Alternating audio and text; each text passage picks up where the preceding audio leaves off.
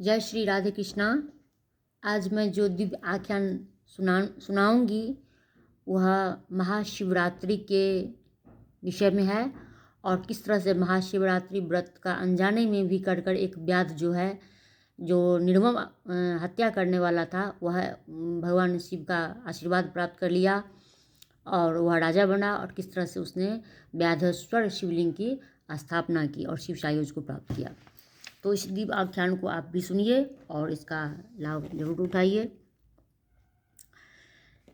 किसी समय पूर्व की बात है, किसी वन में गुरु ध्रुव नामक एक बलवान, निर्दयी और क्रूर कर्म में तत्पर रहने वाला एक भील परिवार सकुटुंब वहाँ निवास करता था और सदैव वह वन में शिकार करता, पशुओं का वध करता और वहाँ उसको वध करने के पश्चात वह अपने घर में उसको पकाता और अपने परिवार का भरण पोषण वह करता और उसकी भूख की क्षुधा को वह मिटाता।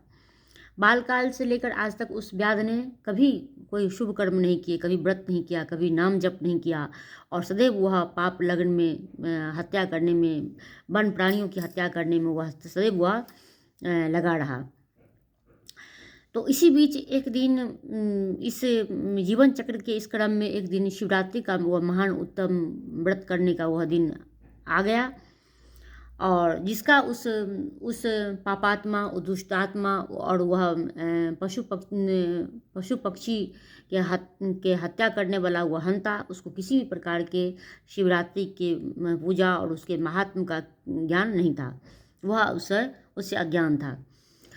तो उस तरह से उसी दिन उसके माता पिता जो भूख से व्याकुल थे, पीड़ित थे, और उसकी भार्या जो भूख से व्याकुल थी, उसके बच्चे, सबको भूख लगी थी। तब उसने अपने पुत्र से कहा, उसके माता पिता ने, कि हे बनेचर, हमें भोजन दो। और ऐसा करने पर वह जो भील है वह धनुष बाण लेकर वह अपने घर से मृगों का शिकार करने के लिए वन की ओर चल पड़ा। किंतु समस्त दिन भटकने के उपरांत भी उसे किसी भी प्रकार की कोई शिकार उसके हाथ नहीं लगी और वह स्वयं भी थकान से वो पीड़ित हो गया। भूख प्यास उसको भी आहत करने लग गई और किसी तरह से उसे कहीं भी किसी प्रकार का कोई भी शिकार उसे नहीं मिला। तो वह व्याकुल हो उठा और सोचा कि अब मैं क्या करूं। इस तरह से वो घर अगर वो जाता है तो वहाँ उसके बच्चे, उसकी धर्मपत्नी, उसके माता पिता भूख से व्याकुल हैं, तो वह किस तरह से घर जाएगा। इस पर वह विचार करने लगा कि घर जाना सही नहीं होगा। ऐसा विचार कर वह व्याध जो है से किसी जलाशय के समीप गया और वहाँ वह जल में जो घाट बना हुआ था, उस घाट पर बैठ गया और कुछ जल वहाँ से ले लिया और जल पीने के लिए जल वह पिया और कुछ जल को वह भर लिया और यह ऐसा सोचकर कि निश्चित रूप से यह जलाशय है, तो इस जलाशय में निश्चित रूप से कोई पशु यहाँ जल पीने के लिए अवश्य ही कोई जंतु आएगा और मैं तब उसका शिकार कर पाऊँगा और फिर मैं अपने घर आनंदपूर्वक चला जाऊँगा। ऐसा विचार किया उसने। तब वह जलाशय में उतरा, वहाँ से जल ले लिया और जल लेकर वह वहीं पास के बिल्व वृक्ष के ऊपर में चढ़ गया और तब वह प्रतीक्षा करते रहा। प्रतीक्षा करते वह सोच रहा था कि कब कोई जीव आएगा और उसे मैं मारूंगा और तब वह घर जा पाएगा। यह विचार करते करते भूख प्यास से वह व्याकुल, वह मन में अंतर मन में बहुत ही विचार करते रहा। उसी रात के प्रथम पहर में प्यास से व्याकुल एक हरिणी वहाँ आती है, कुत्ती फांती, और तब उसे देखकर उसका मन प्रसन्न हो जाता है और वह व्याघ्र को मारने के लिए शीघ्र ही अपने धनुष पर अपने प्रत्यंता को चढ़ा लेता है। और जब वह धनुष पर में प्रत्यंता को चढ़ाता है तो उस समय संयोगवश जो उसने जल भर के रखे तो उसमें से कुछ जल और बिल्व का पत्र नीचे गिर पड़ता है, जहाँ नीचे शिवलिंग है। इस प्रकार से प्रथम पहर की शिवरात्रि की पूजा उसके अनजाने में संपन्न हो जाती है और शिव के महिमा से उसके पाप नष्ट हो जाते हैं। तब वह जब हिरनी देखती है कि अब वह किसी भी प्रकार से इसके हाथों में बचेगी नहीं, मृत्यु को प्राप्त कर जाएगी, तब वह सामने प्रकट होती है और तब वह व्याध कहता है कि आज मेरा सारा दिन जो है सो वह भूख से व्याकुल है, तो मैं मारूँगा और मैं अपने परिवार को तृप्त करूँगा। अब जो हरिणी है वो सोचती है कि इसके हाथों तो वो बच तो कभी नहीं पाएगी, तो बचने का कोई उपाय वो मन ही मन सोचती है। तब वो कहती है कि अगर मेरे इस अनर्थकारी देह के मांस से तुम्हें सुख प्राप्त हो जाए, तुम्हारे परिवार को की भूख मिट जाए, तो निश्चित रूप से इससे बड़ा पुण्य मेरे लिए क्या होगा। हे भील, निश्चित रूप से तुम मेरा वध करना, और परोपकार के लिए यह शरीर अगर चला जाए तो इससे बड़ा पुण्य तो कुछ नहीं होगा। और इस तरह से इतना बड़ा पुण्य तो सैकड़ों वर्ष में भी नहीं किया जा सकता। निश्चित रूप से तुम मेरा वध करना, किंतु मेरे बच्चे आश्रम में हैं, मेरी बहन है और मेरे स्वामी भी हैं, तो मैं उन्हें बता के वापस तुम्हारे पास आती हूँ। तो किंतु भील सोचता है कि यह झूठ बोल रही है, ये जाएगी तो वापस नहीं आएगी। तब उसको वो विश्वास दिलाती है कि हे भील, सत्य से ही यह पृथ्वी टिकी हुई है, सत्य से समुद्र है, सत्य से जल की धारा बहती है और सत्य से ही सब कुछ प्रतिष्ठित है इस संसार में। इसलिए तुम मेरे पर विश्वास करो और मैं अपने स्वामी को, अपने बच्चों को, अपनी बहन को बताकर वापस निश्चय ही मैं तुम्हारे पास आऊँगी, इसमें कोई भी संशय नहीं है। तब वह उपदेश करती है उसको क्या,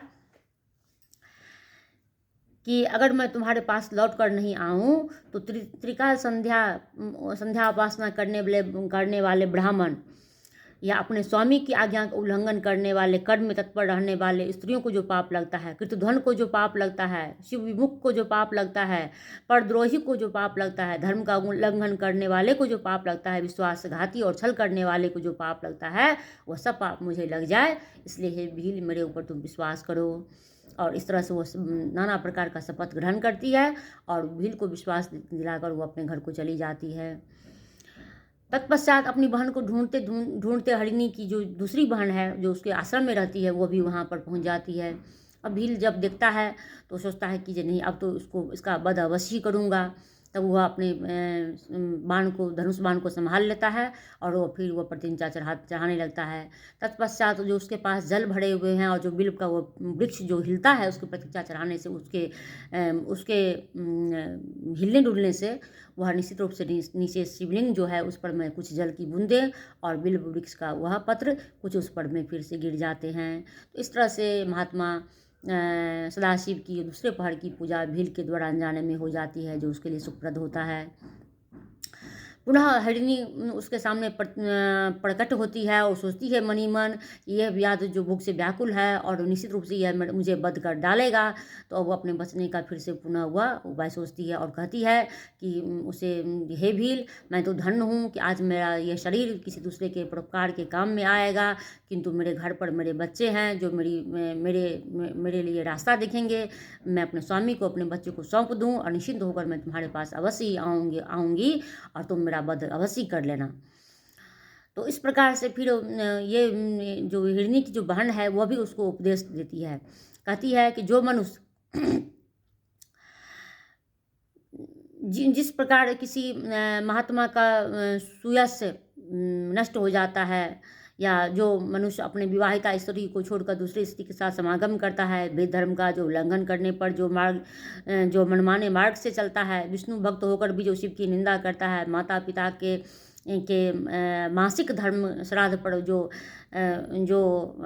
श्राद्ध कर्म नहीं करता अथवा ब्राह्मण भोजन नहीं कराता और अपने वचन को देकर जो पूरा नहीं करता, ये सब नहीं करने पर जो पाप संताप मनुष्य को या किसी को प्राणी को लगता है, वो सब मुझे लगे। इसलिए मुझे आप जाने दें और मैं अपने आश्रम में अपने बच्चे को, स्वामी को सौंप कर अवश्य मैं आपके पास वापस आऊँगी। तब आप मेरा वध करना और आप अपने भूख को मिटा लेना। इस प्रकार से मृगनी को वह भील जो है सो शिव की इच्छानुसार वह उसको जाने देता है और भील की जो है कि दूसरे पहर की पूजा समाप्त हो जाती है। और तभी एक हिरण, अब 2 हिरनी गई, अब तीसरा हिरण आता है वहाँ जल पीने के लिए। जब हिरण वहाँ जल पीने के लिए आता है तो वो बड़ा ही हिष्ट पुष्ट है और बलशाली है। उसको देखकर व्याध के मन में बहुत ही प्रसन्नता होती है और वह धनुष बाण फिर चढ़ाने के लिए, मारने के लिए उद्यत हो जाता है। और उसी समय व्याध के ऐसा करने से प्रारब्धवश उसके जो रखे हुए जल उसके साथ हैं, वो जल के कुछ बूंदे और बिलपत्र का कुछ पत्र शिवलिंग नीचे जो शिवलिंग है उस पर में गिर पड़ता है। इस प्रकार रात्रि में उस भील के भाग से तीसरे पहर की पूजा उसकी संपन्न हो जाती है और वह शिव जी उसके ऊपर कृपालुता प्रकट करते हैं कि अनजाने में भी उसका तीसरे पहर का पूजा भूख प्यास से रहित भूख प्यास से रहा उस भील का पूजा संपन्न हो जाता है शिवरात्रि के तीसरे पहर का, रात्रि का तीसरे पहर का पूजा। और तब वह हिरण उसके समक्ष प्रकट होता है और सोचता है कि ये ब्याह तो निश्चित ही मुझे मार देगा।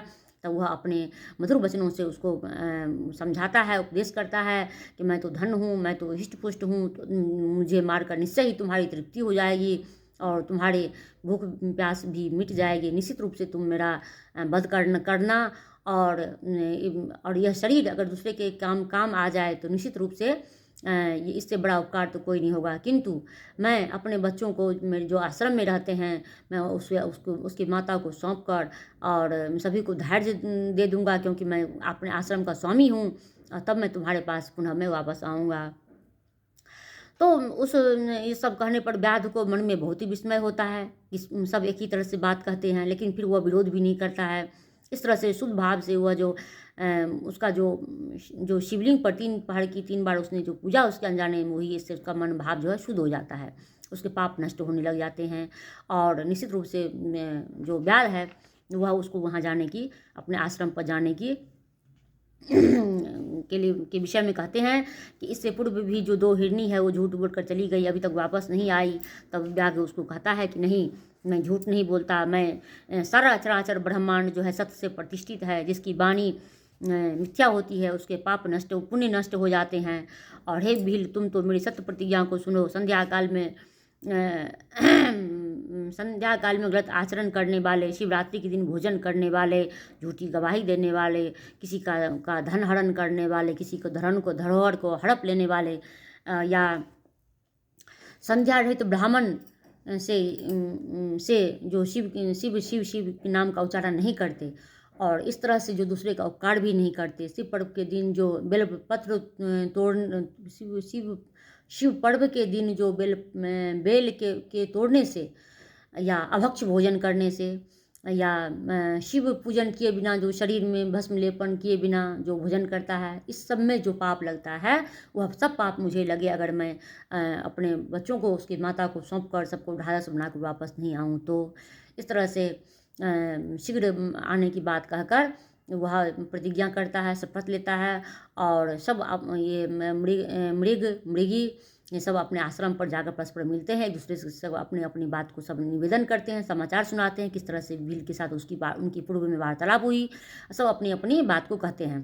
तब वह सब निश्चित रूप से विचार करते हैं कि हमें अपनी बातों से मिथ्या नहीं होना चाहिए, हमने भील को जो वचन दिया है उसको निभाना चाहिए। इस तरह से दोनों हिरनी और वह भील अपने बच्चों को ढाढ़स देते हैं और भील के पास जाने का निश्चय करते हैं कि हमें वचन को निभाना चाहिए इस तरह से। तो लेकिन आपस में वह यह भी बात करते हैं कि यह बालक हम लोगों के बिना कैसे रहेंगे, किंतु अपनी प्रतिज्ञा के बाद वह बात जो है सो वह एक दूसरे को वह स्मरण कराते हैं और तब निश्चित रूप से वह तीनों वहाँ भील के पास जाने की तैयारी करते हैं। तो लेकिन दोनों हिरनी जो है छोटी वाली बड़ी वाली को बोलती है कि हमें जाना चाहिए और दोनों आपस में एक दूसरे को जाने की या नहीं जाने की बात करते हैं, किंतु सब बालक को धारण करने को कहते हैं और तीनों चूँकि प्रतिज्ञाबद्ध हैं इसलिए वह अपने पड़ोसी आश्रम में अपने बच्चों को सौंप देते हैं और वह दोनों हिरनी और वह जो हिरण है वह निश्चित रूप से व्याघ्र के पास यानी कि वो भील के पास जाने की तैयारी करते हैं। जब तीनों को सामने में देखते हैं तो वह व्याध जो है वह देखकर हर्षित हो उठता है, खुश हो जाता है, आनंदित हो जाता है, आह्लादित हो जाता है, प्रसन्न हो जाता है कि एक नहीं 3 शिकार उसके पास स्वतः चल के चले आए हैं और वह इस तरह से हर्षित होकर अपने धनुष बाण को चढ़ाने लगता है। तब ईश्वरीय शिव जी की कृपा उसके ऊपर होती है, उसके पास रखा हुआ जल और बिल्व का जो पत्र है नीचे शिवलिंग जो है वहाँ पर कुछ उसके बूंदे और बिल्व का पत्र शिवलिंग पर स्वतः गिर जाते हैं।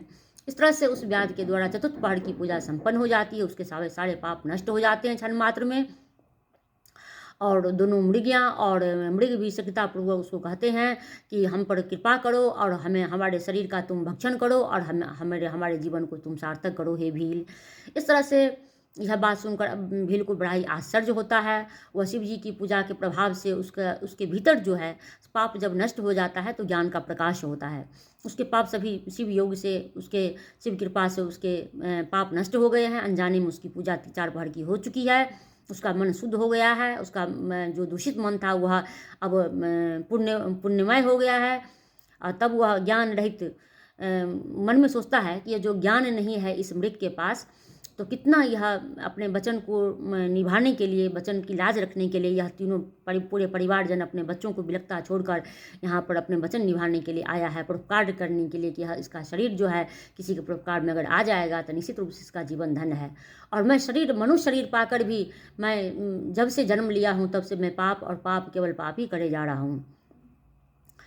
तो इस तरह से वह जो भील है उसके मन में बहुत रूप से बहुत प्रकार के उसके पापाचार विचार उसके मन में उत्पन्न हो जाते हैं कि किस तरह से वह अपने कुटुंबों का पालन पोषण करने के लिए, उसके भूख को शांत करने के लिए उसने कितने पाप किए हैं, कितने बद किए हैं और उसके जीवन को धिक्कार है, धिक्कार है, धिक्कार है। इस तरह से उसको ज्ञान प्राप्त होता है। अनजाने में पूजा से उसको ज्ञान प्राप्त हो जाती है और उस तरह से अपने स्वयं को वह धिक्कारने लग जाता है और मृग को कहता है कि हे मृगों, तुम मुझसे श्रेष्ठ हो, ज्ञानी हो, धनवान हो, तुम धन हो, किंतु मैं तुम लोगों का वध नहीं करूँगा। तुम लोग अब वापस अपने आश्रम को चले जाओ।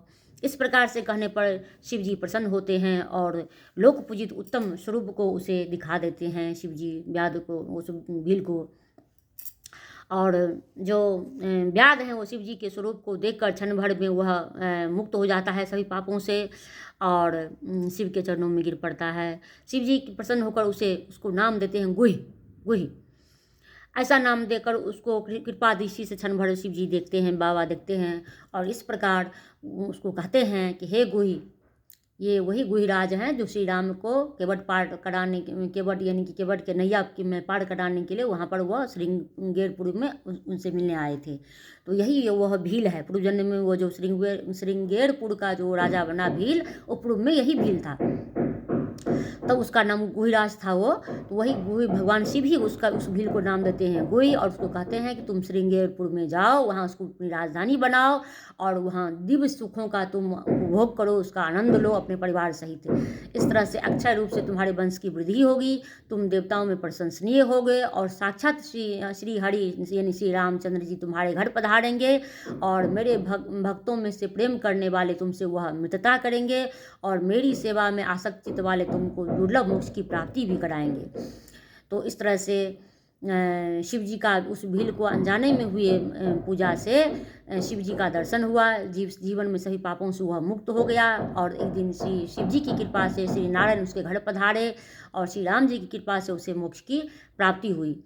तो दर्शन मात्र से उसके सारे पाप साप सब मुक्त हो गया और दिव्य विमान में आरूढ़ होकर अंत में जब श्री राम जी का उनका दर्शन होता है तो श्री नारायण की कृपा से अंत में वह उसे दिव्य स्वर्गलोक की प्राप्ति होती है। और जो मृग थे वहाँ पर उन मृगों को भी दर्शन मात्र से उनको भी मृग योनि से उनको भी मुक्ति मिल जाती है।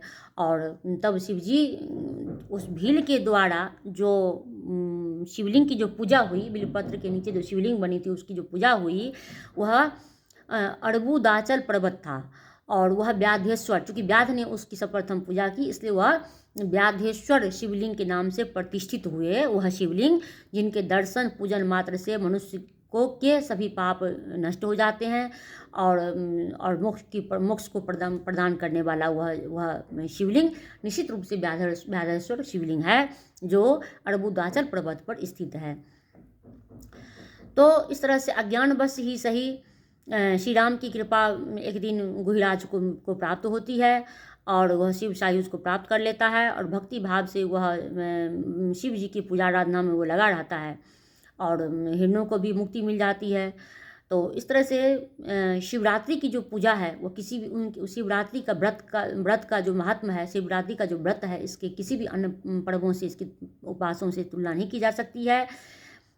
अनजाने में भी शिव शिव शिव शिव बिना बिना पवित्रता अपवित्रता किसी भी प्रकार की कोई विचार किए बिना शिव शिव जो कहता है, जो शिवरात्रि का पूजा करता है, जो शिवलिंग का दर्शन करता है, उसके दर्शन मात्र से शोक रोग शोक संताप पाप सभी कुरीतियाँ कुसंगतियाँ सबसे वह मुक्त होकर एक दिन वो शिव सायुज को प्राप्त कर लेता है। जिस तरह से एक भील ने शिव सायुज को प्राप्त कर लिया और हिरणों का भी मुक्त हो गया। तो यह व्याधेश्वर शिवलिंग की कथा और शिवरात्रि की यह कथा आप लोगों को मैं सुनाई। मैं अपने बारे को विराम देती हूँ। और आपको ये कथा अच्छी लगी तो लाइक कमेंट शेयर सब्सक्राइब कीजिए। फेसबुक संजना झा को फॉलो कीजिए। यूट्यूब पर शिव परिवार धर्म चैनल को सब्सक्राइब कीजिए, वहाँ भी लाइक कमेंट शेयर सब्सक्राइब कीजिए। धन्यवाद। हर हर महादेव। शिव शिव। गौरी शंकर भगवान की जय। जय माँ दुर्गा।